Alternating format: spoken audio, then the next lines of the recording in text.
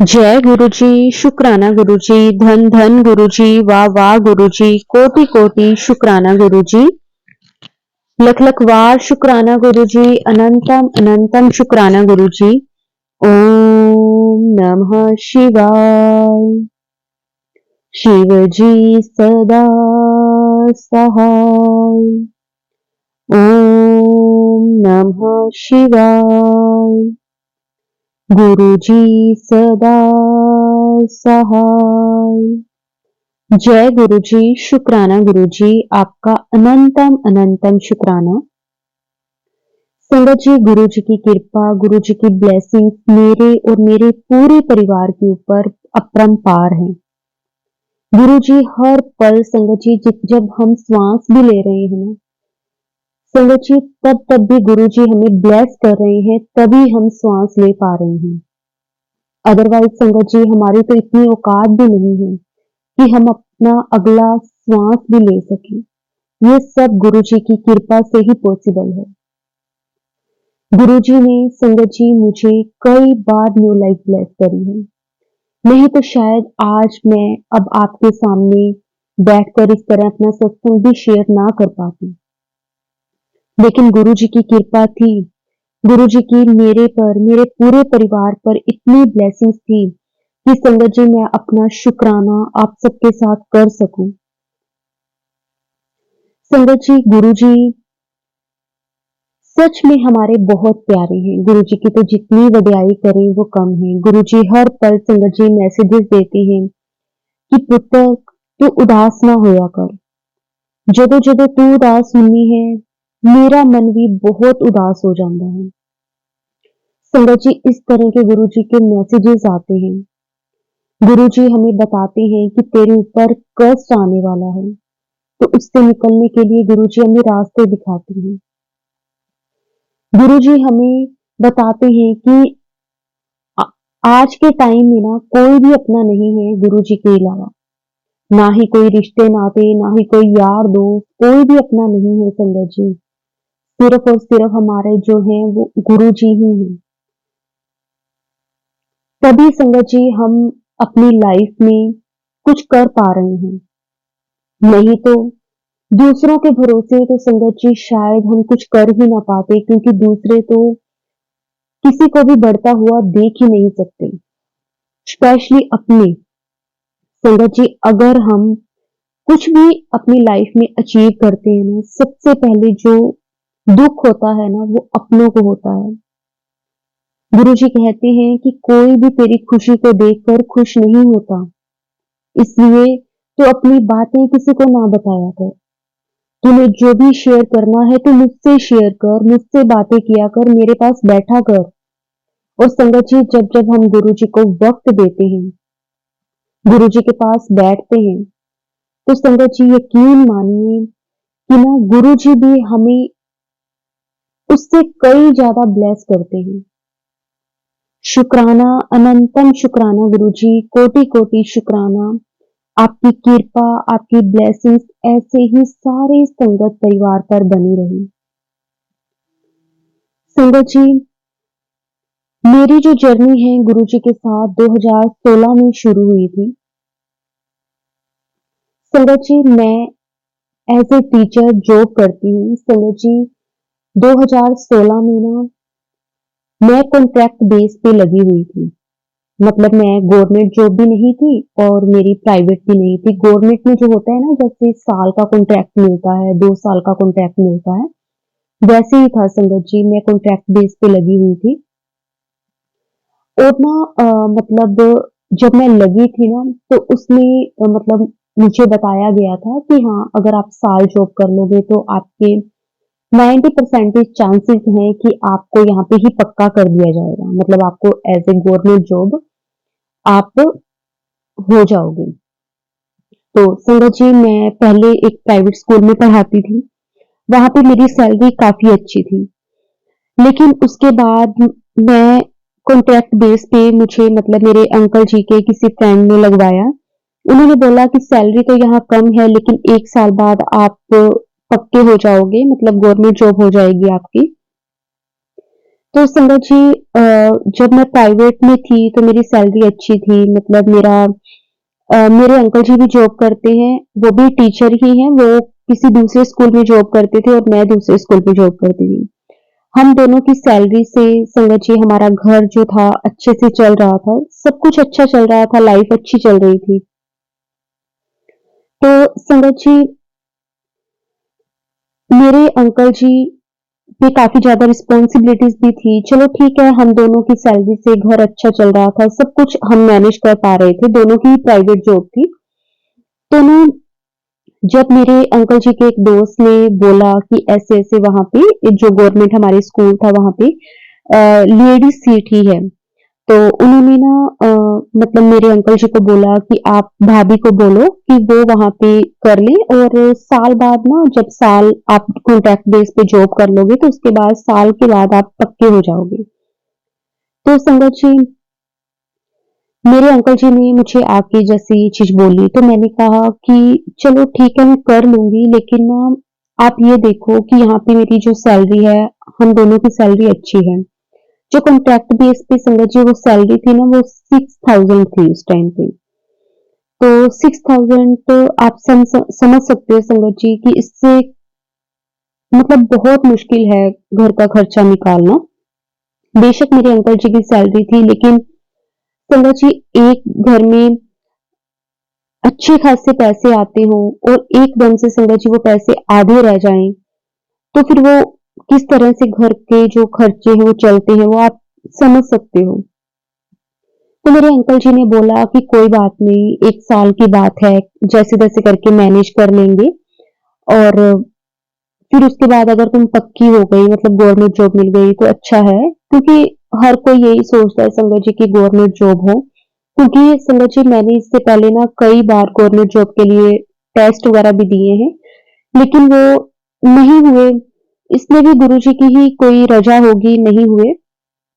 मैं मतलब इस चीज़ के लिए मुझे कोई शिकायत नहीं है कि नहीं हुए। उसके बाद मेरी ऐज हो गई कि मैं एग्ज़ाम नहीं दे पाई।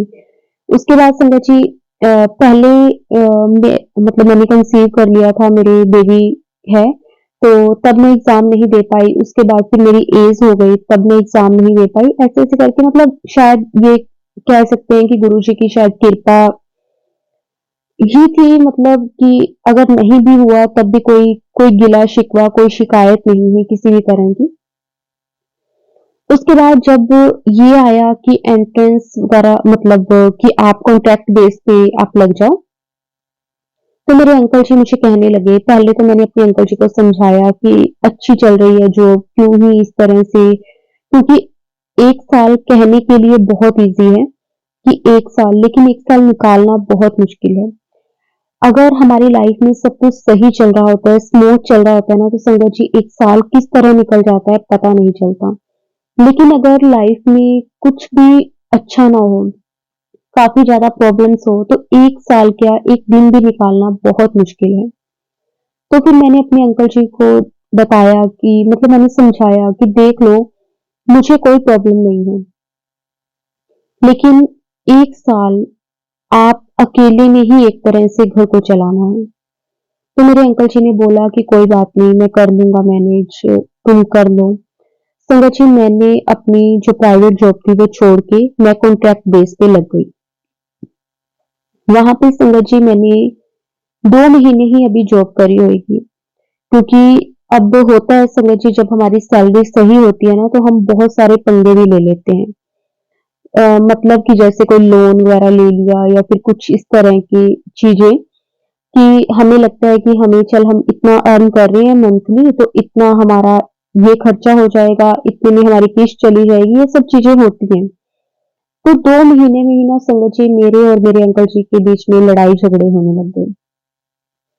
क्योंकि उनसे अकेले से ये चीज़ें मैनेज नहीं हो रही थी, क्योंकि घर के खर्चे तो होते ही हैं, और जब ना हमारे पास पहले ज़्यादा होता है ना, उसके बाद कम आने लग जाए ना, तो संगत जी बहुत मुश्किल है। अगर पहले ही कम हो, तो हमें पता होता है कि हमने इतने में ही गुज़ारा करना है, इतने में ही घर चलाना है, तो वो मुश्किल नहीं होता। लेकिन जब ज़्यादा देख लेते हैं ना, तो उसके बाद कम में गुज़ारा बहुत मुश्किल हो जाता है। तो हम में ना लड़ाई झगड़े होने लग गए। छोटी छोटी बातों को लेकर मेरे अंकल जी चिड़चिड़े से रहने लग गए। तो मैंने उनको बोला कि देखो, मैंने आपको पहले ही बोला था। तो मेरे अंकल जी कहते कि नहीं, मैं इस बात के लिए मतलब मैं ऐसा नहीं हूँ, लेकिन पता चलता था कि उनको बहुत ज्यादा मुश्किल हो जाती थी। और संगत जी, जो हमारे वहाँ पे गवर्नमेंट स्कूल है ना, वो दूर भी काफी था। मतलब जो मेरा प्राइवेट स्कूल था ना संगत जी, उस पे ना मैं मतलब इजिली 5 मिनट में पहुंच जाती थी। लेकिन जो गवर्नमेंट स्कूल था संगत जी, वहां जाने में मुझे आधा पौना घंटा लग जाता था। तो ना वहाँ पे दूर भी बहुत था। उसके बाद पहले तो जो नजदीक था वहां पे तो ना संगत जी मैं एक्टिवा लेकर चली जाती थी। लेकिन जो गवर्नमेंट स्कूल था ना संगत जी, उसे ना मतलब जो हमारे वहाँ पे हाईवे है, उसे क्रॉस करके जाना पड़ता था। तो ना इस मुझे ना मतलब मैं एक्टिवा जैसे नॉर्मली तो चला लेती हूँ, लेकिन मुझे इतनी ज्यादा ट्रैफिक वगैरह में मुझे थोड़ा डर लगता है। मैंने कभी मतलब ऐसे चलाई नहीं है। तो फिर मैं ना ऑटो पे जाती होती थी। तो उसमें खर्चा अलग से लगना, मतलब 6,000 में संगत जी मैं ये कह सकती हूँ कि मेरा आने जाने में ही खर्चा लग जाता था। मतलब मुझे कुछ भी नहीं बचता था। मैं सिर्फ इसीलिए जॉब कर रही थी कि ठीक है, मैं 1 साल के बाद पक्की हो जाऊंगी। वो भी होंगी नहीं होंगी अभी कुछ मालूम नहीं था। तो संगत जी, हमें ना बस छोटी छोटी बातों को लेकर मिसअंडरस्टैंडिंग्स होने लग गई, छोटी छोटी बातों को लेकर बहस होने लग गई। क्योंकि अब हमारे पास एक बेबी भी था, तो उसके खर्चे, फैमिली के खर्चे, मेरे खुद के खर्चे, तो बहुत ही ज़्यादा मतलब ऐसे हम दोनों में ना अनबन सी रहने लग गई। कई-कई दिनों तक हम एक-दूसरे को बुलाते नहीं थे, ऐसे वाला चीज़ हो गई थी। उसके बाद संगत जी क्या हुआ कि ना, जहाँ मैं जॉब करती थी, वहाँ पे ना एक मैडम थे।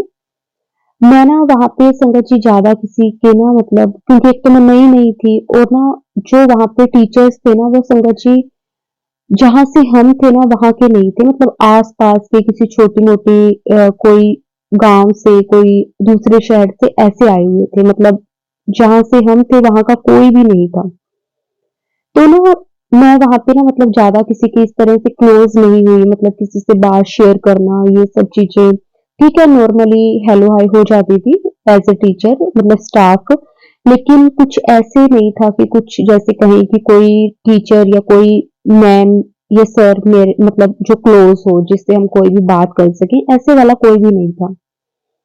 एक दिन समझिए क्या हुआ, हमारी ना टीचर्स मीटिंग थी।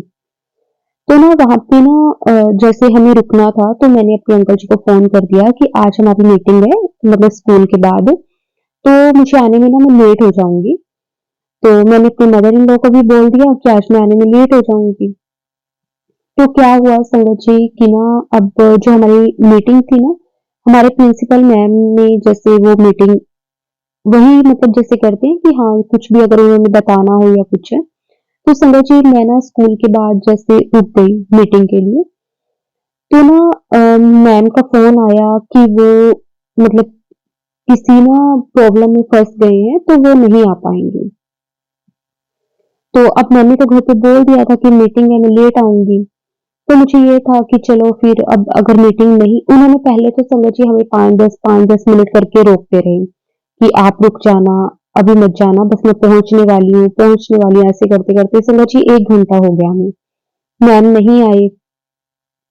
तो अब हमारी मीटिंग नहीं हुई, तो मैंने सोचा कि चलो अब घर चले जाते हैं। तो ना वहाँ पे ना एक मैडम थे, तो उन्होंने मुझे बोला कि ना हम ना मंदिर जा रहे हैं, आपने चलना है? तो मैंने बोला कि कौन से मंदिर जा रहे हो? तो उन्होंने बोला कि यहाँ पे ना पास में गुरु जी का मंदिर है, तो अगर आपने चलना है तो आप भी चलो, हम सारे स्टाफ वाले जा रहे हैं। तो मैं, जैसे कि मैंने आपको बताया कि मैं इतना ज़्यादा कब अभी किसी के साथ घुली-मिली नहीं थी। तो मैंने उनको बोला, मैंने कहा नहीं आप चले जाओ, मैं घर जाऊँगी। तो उन्होंने बोला कि अगर मीटिंग भी होती तब भी तो टाइम लगता, आप चलो। तो संगत जी मतलब वो ना बार-बार कहने लगे, तो फिर ना मुझे ऐसे था, एक तो मुझसे काफ़ी बड़े थे वो सारे टीचर, तो मुझे ऐसे था कि शायद मैं ऐसे बार-बार मना कर रही हूँ तो उनको फ़ील ना हो। तो मैंने कहा कि मतलब यहाँ से कितनी दूर है? तो उन्होंने बोला कि यहाँ से सिर्फ़ 5-10 मिनट का रास्ता ही है, ज़्यादा टाइम नहीं लगेगा, ये लगा के चलो कि 1 घंटे में हम जाके वापस भी आ जाएँगे, मतलब इतना टाइम लगेगा। तो मैंने कहा चलो ठीक है चली जाती हूँ, क्योंकि घर पे तो मैंने बोला ही हुआ था कि आज मैं लेट आऊंगी। संगत जी मैं उनके साथ गुरु जी के मंदिर चली गई।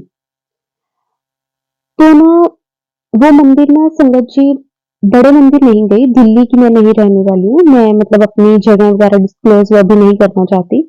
तो संगत जी मैं मंदिर गई उनके साथ। तो ना वहां पे ना बहुत सुंदर गुरु जी की गद्दी लगी हुई, बहुत सुंदर डेकोरेशन थी वहां पे। बहुत अच्छा लगा मतलब वहां जाके, वहां का ओरा, वहां का इन्वायरमेंट बहुत अच्छा लग रहा था। काफी संगत थी वहां पे, सेवादार मतलब अपनी बहुत अच्छे से सेवा कर रहे थे। संगत जी ये बात 2016 की है। तो ना उस टाइम पे ना काफी मतलब अच्छा लगा, ज्यादा भीड़ नहीं थी, लेकिन हाँ मतलब संगत थी फिर भी। बहुत ज्यादा रश नहीं था, लेकिन बहुत इजीली मतलब दर्शन हो रहे थे गुरु जी के, आराम से दरबार के पास बैठने का भी मौका मिल रहा था। वहां पे फिर चाय प्रसाद मिला, गुरु जी का जल प्रसाद मिला।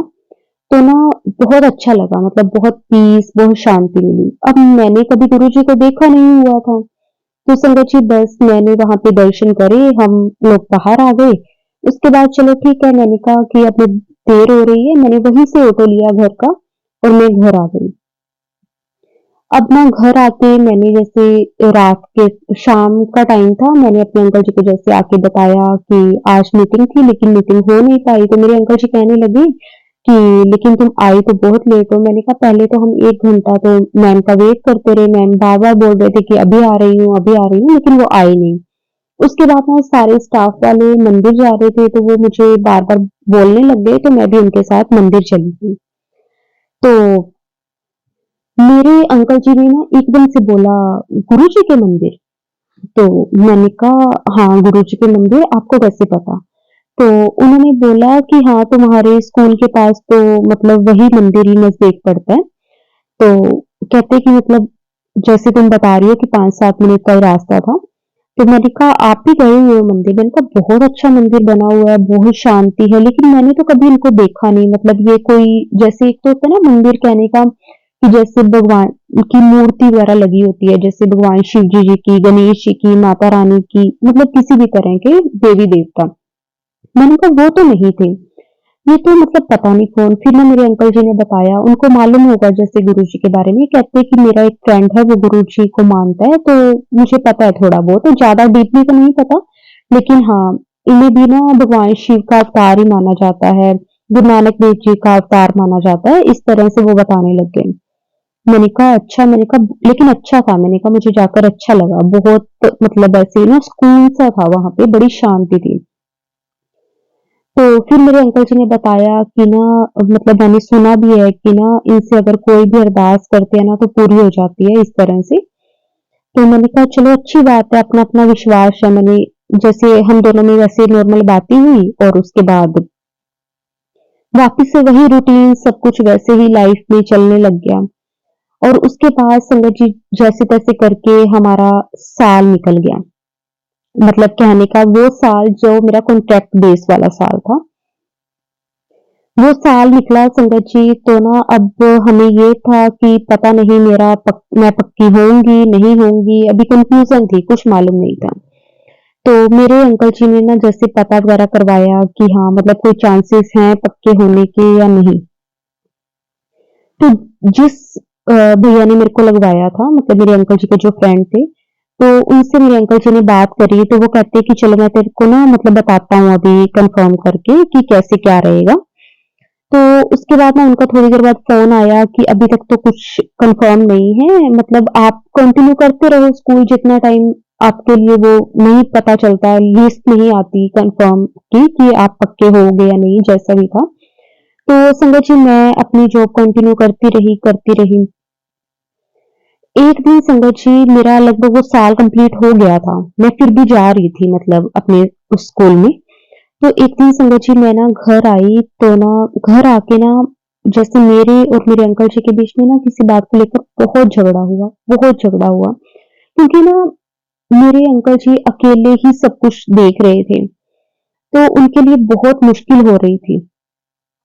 तो उनका गुस्सा ना किसी और पे तो निकलता नहीं था, लास्ट में रही मैं और हम दोनों के बीच में झगड़ा होना। तो मैंने ना एक दिन गुस्से में आके बोल दिया, मैंने कहा मैं ना कल सुबह जाऊँगी और मैं इस जॉब से मतलब रिज़ाइन दे दूँगी, मैंने ये जॉब नहीं करनी। जहाँ मतलब मैंने कहा उस जॉब का क्या फ़ायदा जिसमें हमारा झगड़ा हो बिना बात के। ठीक है, मैं अपनी प्राइवेट जॉब में वैसे भी बहुत खुश थी, यहाँ तो चलो ठीक है, एक मैं इस उम्मीद में मैंने साल निकाला कि मैं आज नहीं तो कल पक्की हो जाऊँगी। मैंने कहा लेकिन मैं बिल्कुल भी खुश नहीं हूँ यहाँ के एनवायरनमेंट से, क्योंकि ना प्राइवेट स्कूल की जो वाइब होती है और गवर्नमेंट स्कूल की जो वाइब होती है, इसमें बहुत फ़र्क होता है। तो ना मैंने कहा मैंने भी तो निकाला है ना, मैंने कभी आपसे शिकायत नहीं करी कि हाँ, मेरा मन नहीं लगता, मैं खुश नहीं हूँ। क्योंकि मुझे ये था कि चलो ठीक है, अगर लाइफ में अगर हमारे कुछ सेट हो जाता है तो अच्छा ही है। मैंने कहा मैंने भी तो करा है।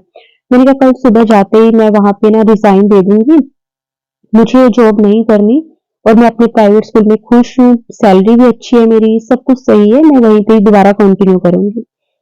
तो मेरे अंकल ने भी गुस्से में आके बोल दिया, हाँ, हाँ कर देना, मतलब इस तरह से।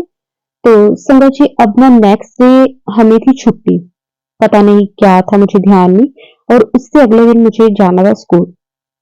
मैं गई, मैं पूरी प्रिपेयर थी कि मैं वहाँ पे जाऊँगी और मैं ना मतलब अपना रिज़ाइन दे दूँगी कि मुझे यहाँ पे जॉब कंटिन्यू नहीं करनी, जो भी कॉन्ट्रैक्ट है, जो आपका साल मैंने कंप्लीट कर दिया, अब मैं एक्स्ट्रा ही कर रही हूँ साल से। तो मैं पूरा मन बना के गई, मैंने कहा कि ना मैं जाते ही तो एकदम से नहीं करूँगी, लेकिन हाँ, मैं मतलब करूँगी जाके ना वहाँ पे मतलब अ, चाहे स्कूल खत्म होने के बाद मैं मैम को बोलूँ या कुछ भी जैसे भी होगा, लेकिन हाँ, बस आज के दिन मैंने ये रिज़ाइन देना है। संगत जी, अभी ना हमारा 3rd या 4th पीरियड चल रहा था। तो ना मैम ने ना एक बच्चे को भेजा मेरे को बुलाने के लिए कि आप ना जाओ और ना मैम को बुलाकर लेकर आओ।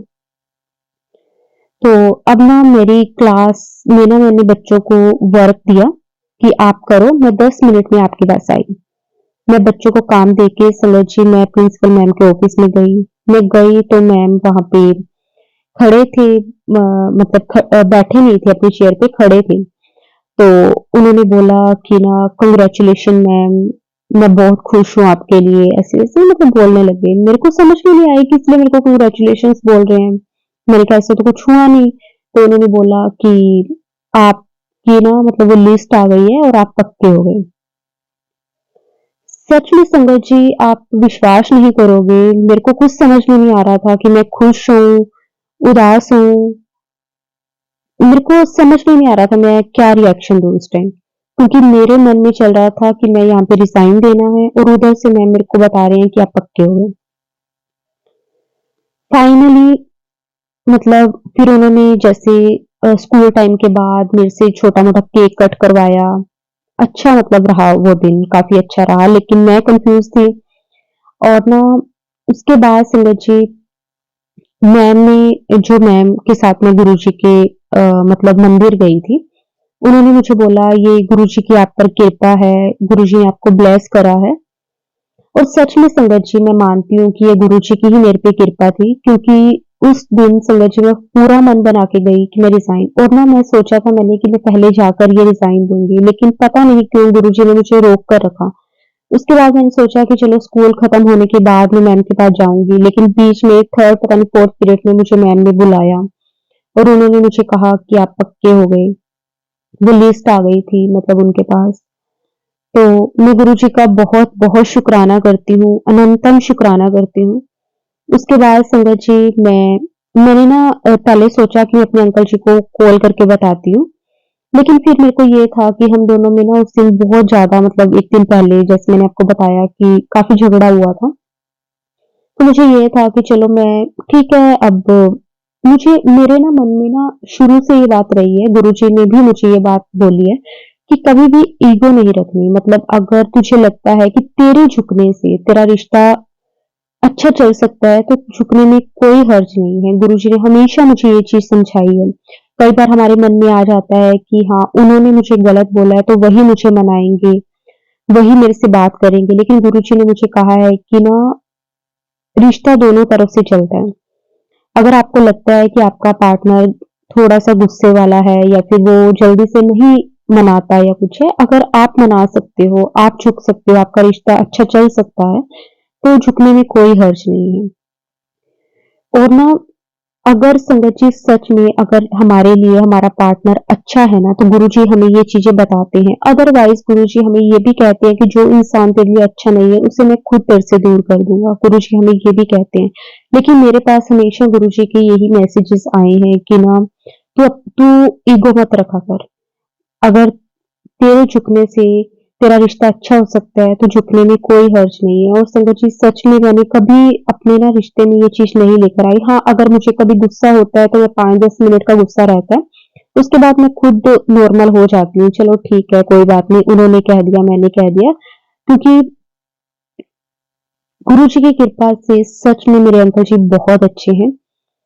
ठीक है, गुस्सा हर हर एक इंसान को आता है, क्योंकि ना कई बार ना कुछ ऐसी सिचुएशंस हो जाती है संगत जी जो हमसे अकेले से हैंडल नहीं होती।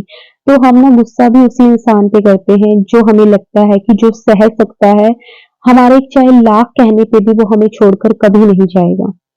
तो उसके बाद संगत जी मैंने सोचा, मैंने कहा कि चलो ठीक है, मैं फ़ोन पे नहीं बताती, मैं अच्छे से खुशी-खुशी। और मैम ने उस दिन मुझे लेटर भी दिया था, वो वाला मेरा जॉइनिंग लेटर जो दोबारा, लेकिन मेरा वो स्कूल चेंज हुआ। मतलब मैंने इस स्कूल में दोबारा कंटिन्यू जॉब नहीं करी, मुझे दूसरी जगह का स्कूल मिला। तो मैं ना वो लेटर लेकर और एक छोटा-सा केक लेकर अपने घर गई। और मैंने जाके ना ही मैंने अपने इन-लॉज़ को बताया, किसी को नहीं बताया। मैंने वो जाकर केक को फ्रिज में रख दिया और अपने अंकल जी के आने का वेट करा। मेरे अंकल जी आए, क्योंकि मेरे अंकल जी ट्यूशन्स भी देते थे। तो वो अपनी ट्यूशन्स वगैरह खत्म करके 7 सवा 7 के करीब घर आए। तो संगत जी उस दिन देखो 1 नहीं, 2 नहीं, बहुत खुशियाँ मिली मुझे उस दिन।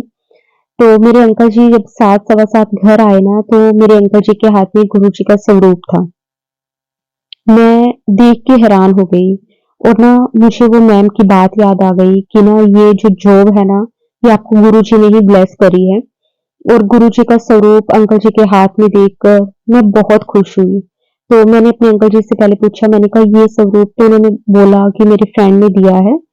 और ना कहते कि ना मैं ये मतलब जब वो मुझे कह रहा था ना देने के लिए, तो मेरा पहले तो कहते मुझे ऐसे था कि मैं ना लूं, लेकिन कहते मैं उसे मना नहीं कर पाया।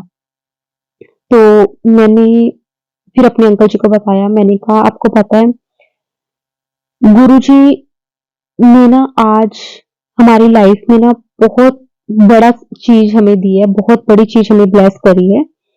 तो मेरे अंकल जी को मैंने हाथ में लेटर दिया, तो मेरे अंकल जी ने जब वो पढ़ा, वो इतना खुश संगत जी, आज भी मैं ना जब सत्संग कर रही हूँ ना, मुझे उनका वही वाला चेहरा नज़र आ रहा है।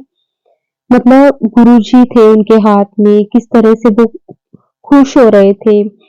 मतलब वो मोमेंट हमारी लाइफ का बहुत अच्छा मोमेंट था, जो कि सिर्फ़ और सिर्फ़ गुरुजी की वजह से ही आया। शुक्राना गुरुजी आपका, अनंतम शुक्राना, अनंतम शुक्राना।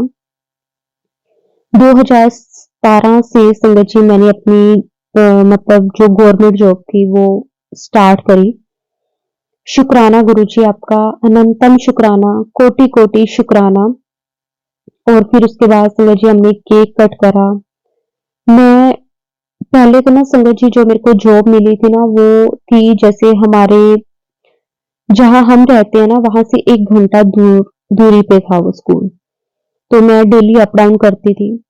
उसके बाद संगत जी बीच में ना उन्होंने जैसे बोला कि ना 2017 में मैंने शुरू करी थी। और उसके बाद 2020-21 में कोविड आ गया था। 2022 की शायद बात है कि आपका ट्रांसफर हो जाएगा। वो ट्रांसफर के लिए संजय जी वो बोल रहे थे यहाँ से ना, मतलब जहाँ हमारा घर है ना, वहाँ से 4 घंटे की दूरी पे जगह है वहाँ पे। तो फिर मुझे ये था कि मैं इतना अप डाउन तो नहीं कर पाऊंगी, 4 घंटे जाने का, 4 घंटे 8 घंटे तो मैं ट्रैवल में ही रह जाऊंगी।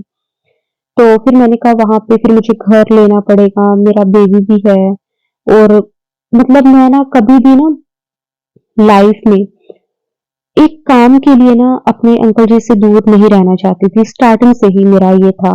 इसीलिए संगत जी मैं प्राइवेट जॉब करती थी। मैं मतलब गवर्नमेंट के लिए भी मैंने ट्राई करा, लेकिन उसके बाद ना मतलब जो एज़ अ टीचर तो मैंने ट्राई करा ही करा। मैंने साथ में और भी कई कॉम्पिटिटर एग्ज़ाम्स दिए, लेकिन हमेशा मुझे यही था कि मैं सिर्फ सिर्फ एक 4 पैसों के पीछे उनसे अलग नहीं रहना चाहती। तो फिर ना मैंने कभी भी दोबारा उसे कंटिन्यू मतलब नहीं करा, मैंने छोड़ दिया। जितना भी था, जो भी था उसमें हम खुश थे। तो जब ये वाला हुआ ना कि 4 घंटे, तो मैंने गुरुजी के आगे अरदास करी कि गुरुजी प्लीज़ कुछ भी करो कि मेरा ट्रांसफ़र ना हो। तो संगत जी, मैंने अब गुरुजी पर सब कुछ छोड़ दिया कि गुरुजी जैसे भी करेंगे, जो भी करेंगे, वो गुरुजी के ऊपर है। तो संगत जी देखो क्या हुआ, मेरा ट्रांसफ़र तो हुआ, लेकिन कहाँ हुआ?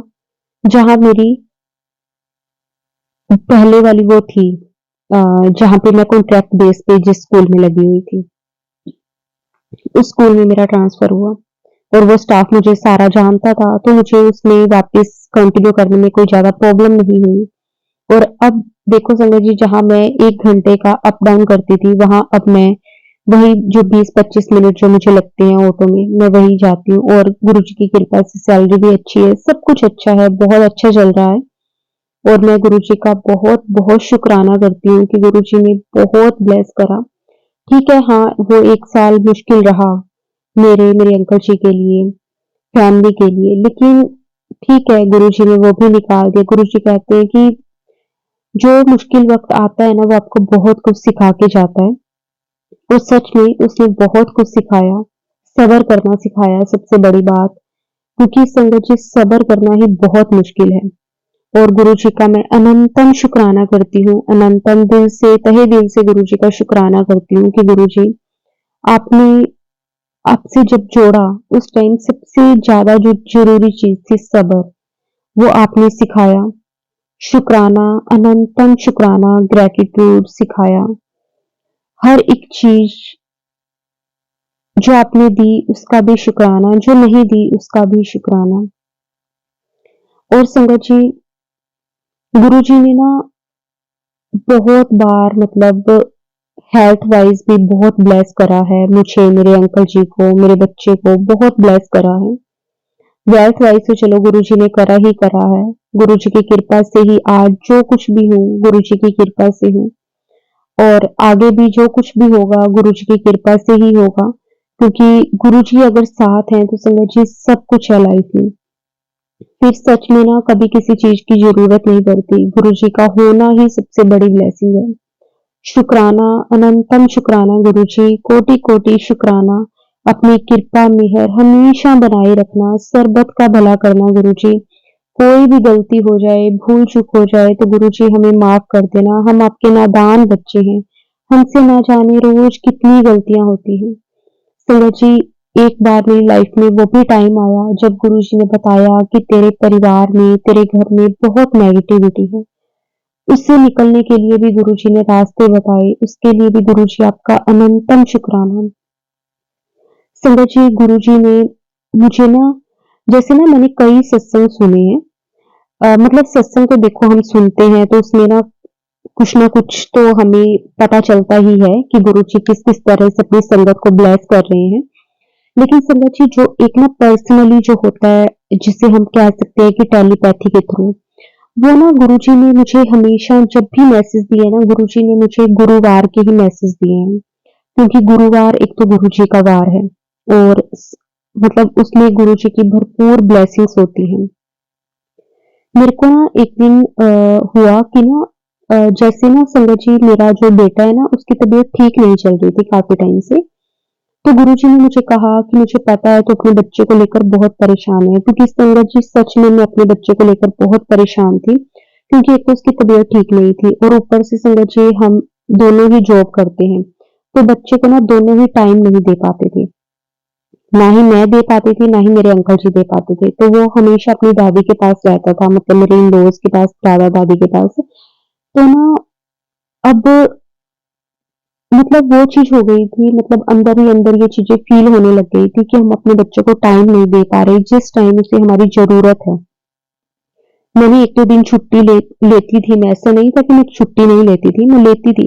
लेकिन ना फिर अब ये है कि मैं ज़्यादा दिन के लिए नहीं ले पाती थी, उसकी तबीयत ठीक नहीं थी, काफ़ी दिन तक वो बीमार रहा, तो वो अपनी दादा-दादी के पास रहता था।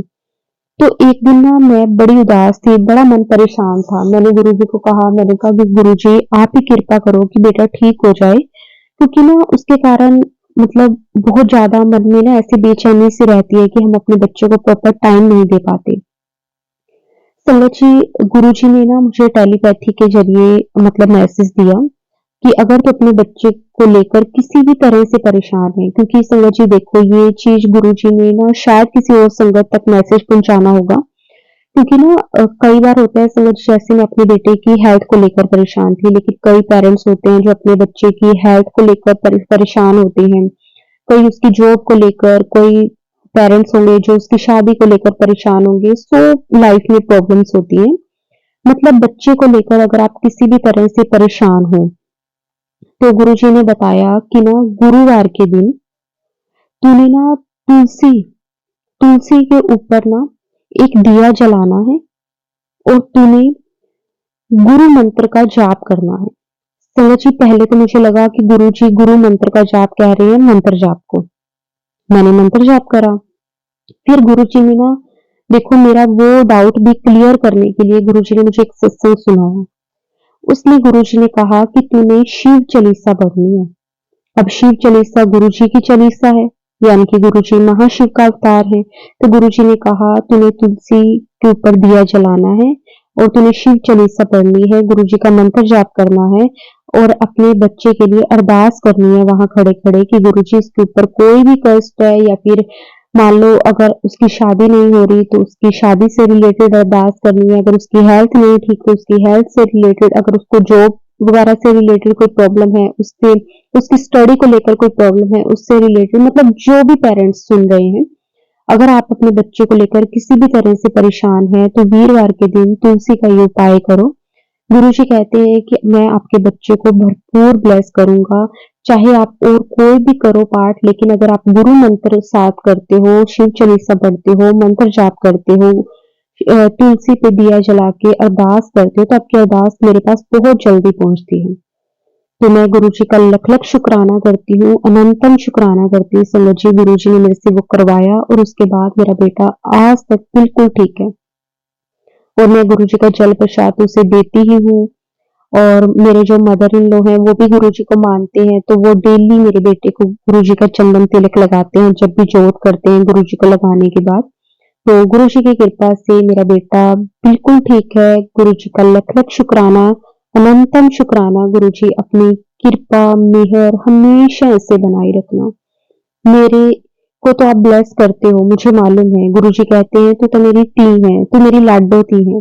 और संगत जी जब गुरुजी ऐसे बोलते ना तो अंदर से एक इतना खुशी मिलती है ना, इतना गुरुजी पर प्यार आता है ना कि गुरुजी मुझे कहते हैं कि तू ना अपने मायके में बहुत काटा नहीं है, तो अपने मायके आया कर। यानी गुरुजी कहते हैं कि तू बड़े मंदिर आया कर। संगत जी बड़ा मंदिर तो हमारे यहाँ से काफी दूर है, लेकिन हाँ जो हमारे पास वाला जो मंदिर है गुरुजी का, मैं कोशिश करती हूँ, मैं, मेरे अंकल जी, मेरे mother in law, father in law, मेरा बेटा, हम ना गुरुजी के मंदिर थोड़े-थोड़े टाइम बाद जब भी गुरुजी का बुलावा होता है, हम तो जाने वाले कौन हैं, जब-जब गुरुजी का बुलावा होता है तो गुरुजी हमें वहाँ ले जाते हैं।